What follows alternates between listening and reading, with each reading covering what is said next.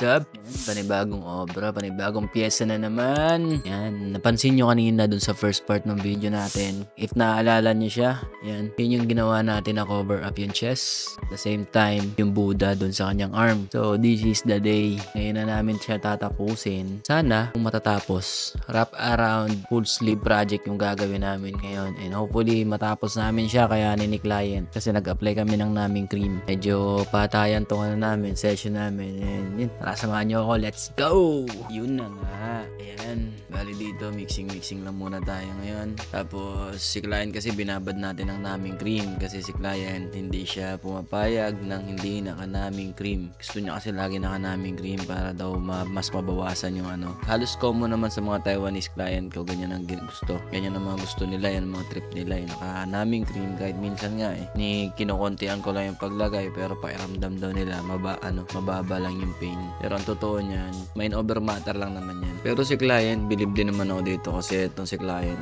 may katibayan din naman kung minsan. Kasi minsan lumalagpas kami sa limit ng oras pero kaya pa rin naman yung tisin. Kaya tingin ko kahit walang naming cream, kaya ni client to. At yun, balik tayo rito sa sa tattoo niya. Bali yung tattoo niya, nagsimula to is nung nag-inquire siya sa akin about dun sa cover up. Yung kung makikita niyo dun sa first part of video, meron dong samurai. Yun yung kinover up namin. Meron siya dong line works na tattoo na hindi niya nagustuhan kasi makakapal yung linya tapos hindi na niya pinatapos. Tapos tinanong niya sa akin syempre kung kaya ko ba raw i-cover up, and then syempre ang sagot natin, yes, kaya natin i-cover up kasi line works pa lang naman di pa siya nasi-shade kaya mas madali siya i-cover up. Tapos yun, yung nagawa na namin yun, sinundan na kagad namin ng Buddha dun sa kanyang arm, and nagustuhan din naman niya yung Buddha. Matagal bago nasundan kasi inantay niya talaga mag-winter kasi hindi niya raw kakayanin yung sakit. Sabi niya, hindi niya raw kakayanin yung sakit kung summer. Hindi ko lang din kasi alam. Maski yung mga kliyente ko ding iba ganun din ang trip. Winter din. Pero para sa akin, parang parehas lang naman siya. Pero iba kasi ang dating pag winter. Siyempre malamig, hindi ka masyadong yung impact nung sakit siguro hindi masyadong masakit. Pero yun, dito tayo sa tattoo. Bali, dito sobrang detalye nito. Nagbaon talaga ako rito ng mahabang pasensya. Super duper pasensya ang binaon ko dito kasi sobrang detalye na tong pyesa niya. Hindi niya trip ipabago kasi gustong-gusto niya yung pyesa. Kaya wala tayong nagawa dyan. Hindi tayo nakapag-customize ng pyesa para sa kanya dahil trip niya talaga itong tiger tsaka itong samurai na nandiyan sa taas. Mukha lang akong chill dyan sa video pero hindi. Malamig na malamig talaga yung winter dito sa Taiwan. Hindi ko trip ang winter dito sa Taiwan kasi ang hirap kumilos. Ultimo maghugas ka ng pinggan na ayawan mo kasi nga sobrang lamig ng tubig. Kulang na lang mag-yelo. Tapos halos lahat malamig. Sahig, dingding, halos lahat. Pag matutulog ka, talagang mamamaluktot ka talaga. Anyway, balik ko dito sa Bali dito, ang materials na ginamit ko rito is maliliit. Gumamit tayo rito ng 3RL para doon sa mga sa mga pattern. 5RL gumamit din ako rito. 9RS, 14RS, 15M1, saka 11RM. Yun yung mga materials na ginamit ko dito. And lahat ng shader ko puro bag pen. Kung hindi nyo pa na-recognize ko ano yung bag pen, yun yung 100. May dalawang klase kasi tayo ng needle. Yun yung 100 tsaka 120. Yung 100, mas manipis siya. Yun yung bag pen. Yun yung ginagamit kapag gusto mo makagawa ng mga soft shading. Yung hindi masyadong malalaki ang butas. Ang 120 kasi, kung gusto mo ng color packing, the best ang 120 na size. Ayan, bali dito sa mukha ng tiger, sobrang masinsin ang ginawa namin dyan, detalye. Halos lahat naman hanggang sa taas, sobrang detalye na itong pyesa na to. Pagka hindi mo nilagyan ng pasensya yung paggawa nitong pyesa na to, promise ko sa'yo, hindi magmumukhang maayos yung tattoo na gagawin mo. Kasi kung mamadaliin mo yan, useless. Sayang ang panahon, sayang ang ginugugol ninyong dalawa. Sayang yung sakripisyo ninyong dalawa. Si client sa pagtitiis, ikaw naman sa pagtatato. Sakit kaya sa balakang magtato. Kala nyo ba madali lang magtato? Tapos sasabihin, ganito lang naman yan, ito lang naman yan. Baka ganito lang naman yan. Kaya nakakayamot ng labis yung mga ganyang salita ng mga kliyente natin no. Sasabihin na ito lang naman yung papagawa ko Yung akala mo nadadalian sila sa ginagawa natin. Samantalang hindi naman kaya yung ginagawa natin. Pero kung lagi nilang pag may laging may lang, ito lang naman, ganito lang naman. Akala mo lahat biniyayaan ng talento So ayan, bali nasa taas na ako. Ang gamit ko dyan is 14RS na didetalye ako dyan, pero diluted yung gamit kong ink. Kung tatanungin niyo ako kung yung mix na gamit ko is anong mixing yan. Own mix ko yan. Ang mata ko lang nagdadala dyan. Tansya ko lang kung tinatansya ko lang yun sa sa sarili kong timplas. Kung ano yung nakikita ko, yun yung ina-apply ko. Pag nakita ko okay na, tinitigilan ko na. Huwag nyo nang balik-balikan kasi pag binalik-balikan ninyo, magkakaproblema lang kayo. Tsaka payo ko sa inyo, pag gagawa kayo ng ganitong mga pyesa, ganitong masinsin, yun nga, magbaon kayo ng pasensya. Tapos, huwag nyo titipirin sa needle. Kasi pag tinipid nyo sa needle, pinipersa ninyo yung needle na hindi naman akma para dun sa pattern na ginagawa ninyo, magkakaproblema lang kayo. Baka mamaya mag-overwork yan, kakapabalik-balik dahil gusto mo makuha yung ganong texture. Wag, hanggat maaari, wag mong titipirin ang materialis mo kasi para din yan sa kliyente mo at sa magiging resulta ng gawa mo. Wag mong masyadong isipin yung proseso ngayon. Ang isipin mo na hanggat maaari yung proseso ng paggaling niya, kung maganda ba ang kalalabasan. Kasi ang finished product natin sa tattoo, natadaya natin ng CPL yan. Pagkakatanda ko, inabot kami rito ng 8 hours dito sa tattoo niya na to. And after niya, may nasundan pa. Gumawa pa ako ng minimal para dun sa kapatid ng kanyang asawa. Pero ito talaga yung pinaka-ini-excited ko itong itong pyesa niya na to. Kasi bukod sa gusto ko mabuo na yung arm niya, syempre, isa to sa mga trip ko talagang gawin yung mga ganyang kadedetalye. Ang sarap kasing gawin yan. Tapos pag nakuha mo pa yung resulta na gusto mo, ang sarap sa pakiramdam.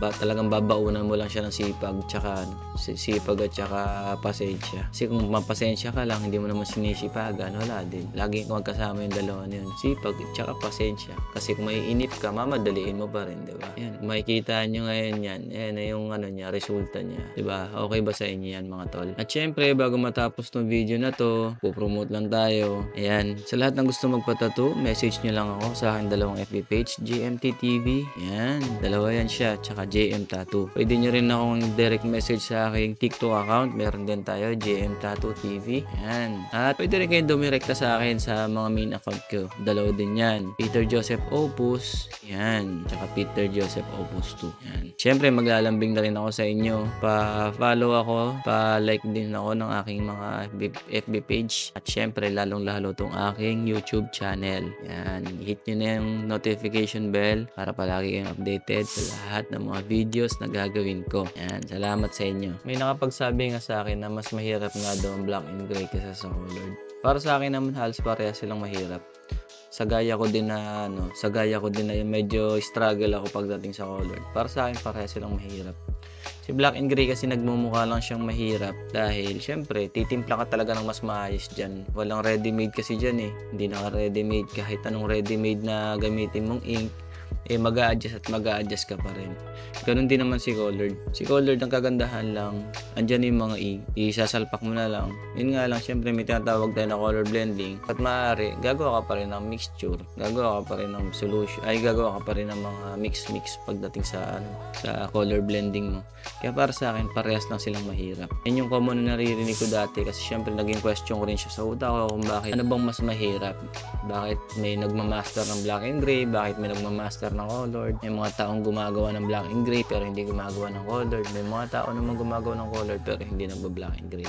Yan yung mga katanungan ko dati. Pero sa tulad kong tattoo artist na 8 taon na sa industriya, hindi ko naman kiniklaim na magaling na ako. Kumbaga, sinasabi ko rin ito sa inyo para at least paano magkaroon din kayo ng curiosity pagdating sa mga ganyang bagay. Kasi pag nawalan kayo ng curious dyan sa mga ganyang bagay, hindi na kayo magde-develop. Ako kasi until now, nagde-develop pa rin ako Hanggang ngayon, dine-develop ko pa rin yung skill ko pagdating sa color, dine-develop ko pa rin yung skill ko pagdating sa black and gray. Marami pa akong gustong matutunan. Kaya kahit nandito ako sa abroad, nagtatrabaho, syempre, nag-aaral ako pag may extrang oras, nanonood ako, tinitignan ko yung mga technique and styles na matututunan ko online. Halos lahat naman na makikita na natin ngayon sa YouTube. Makikita na natin halos lahat yung mga proseso, style, technique, Yan, mula sa kung paano mo siya gagawin ng tama, paano mo siya gagawin ng maayos, magandang resulta. Marami na sa internet na halos lahat, hindi katulad dati na talaga manlilimos ka pagdating sa information tsaka technique and styles. Ibang-iba na talagang henerasyon ngayon, kaya ang dami na talaga naglipa ng tattoo artist ngayon. Hindi naman natin mapipigilan yan, kahit sabihin na natin na mag-start sila sa basic. Yung iba nagsisimula na agad para kumita. Ang ending, ayun, ang dami nagpapaayos sa akin, parang awa nyo na. At syempre, minsan natatanggihan natin yung mga kliyente na yun kasi nga may mga tattoo sila na hindi, inaamin ko naman din talaga sa kanila na bossing, pasensya na, hindi na natin magagawa ng paraan yan. At unless mag-heavy cover up tayo dyan, kaya naman din nila mag-heavy cover up kasi nga talagang lalaki. Siyempre, pag lumaki yung pyesa, lalaki din yung bayad nila. Wala naman tayong choice, wala namang cover up na madali. Lahat naman ng cover up mahirap. Pag in-enhance naman natin, parang inulit lang natin yung pagkakamali ni artist. Kasi minsan may mga tattoo na ang hirap ng enhance. At alam mo yung magiging resulta bilang artist, dapat alam mo kung ano magiging resulta niyan bago mo gawin. Paliwanag mo kay client, di ba? Yun, hanggang dito na lang tayo mga tol. Hanggang dito na lang yung pagsasalita ko sa video na to. Tatapusin ko na ang aking pag-iingay. Ayan, muli nagpapasalamat ako sa inyo. Nagpapasalamat ako sa lahat ng viewers. Kahit konti lang kayo, okay lang sa akin yan. At least may nanonood. And may nasishare ako ng mga kaalaman na sa tingin ko'y alam ko. Okay? Bali, hanggang dito na lang tayo mga tol. Maraming salamat. And ingat kayo palagi. God bless. Bye-bye.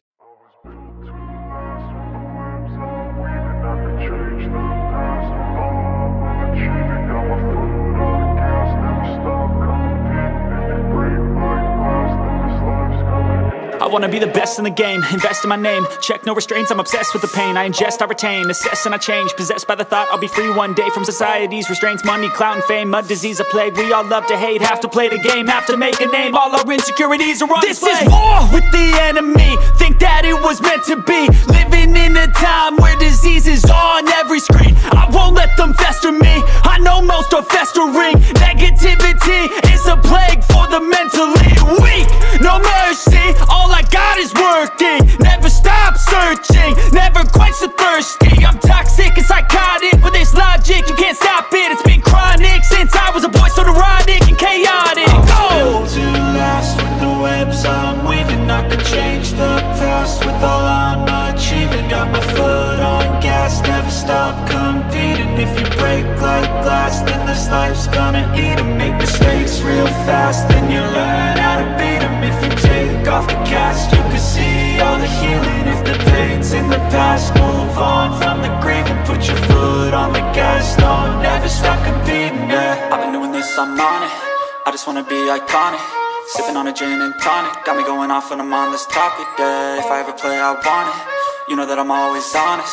Stay away from those who are toxic. Keep them out your face, no way, you don't want them, yeah. Don't try to drain my energy. The enemy is everything. It's mentally, unhealthily, spreading like a rare disease. But I won't let it get to me. I don't need your therapy. I can leave a legacy of leading by intensity. Come on, we can fight this. Freedom is priceless. Spread just like a virus. Living in a crisis. Do you feel courageous? Do you seek greatness? Trust me, you can take it. Go on and take your aim, yeah. I'm built to last with the webs I'm weaving. I could change the past with all I'm achieving. Got my foot on gas, never stop competing. If you break like glass, then this life's gonna eat 'em. Make mistakes real fast, then you learn how to beat 'em. If you take off the cast, you can see all the healing. If the pain's in the past, move on from the grave and put your foot on the gas. No, never stop competing, yeah.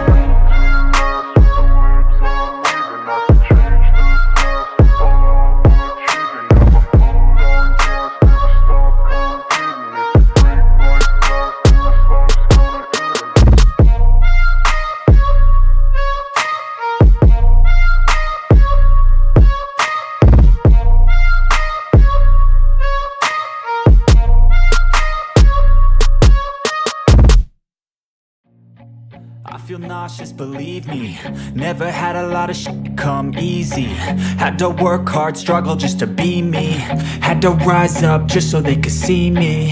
Did what I had to do just to feed me. And what was left over I put towards my dreaming. But the only thing in life that has meaning are the things you gotta work for, believe me. Taking into your hands a plan. Your own hands can land your own brand. And damn, I feel like no one takes accountability. They want the credibility, convincingly unwilling to put in the hours it takes to get some power. Don't be f***ing sour, take a cold shower, scream until you're louder, work until you're prouder, and f*** all the doubters, they're just your downers. I swear to God they all let me down. I always fought just to wear the crown. I'm f***ed off at these f***ing clowns who were all taught they deserve an ounce. It's only worth it if you work for it. It's only worth it if you work for it. I won't stop till they hear me now. I won't stop till I wear the crown.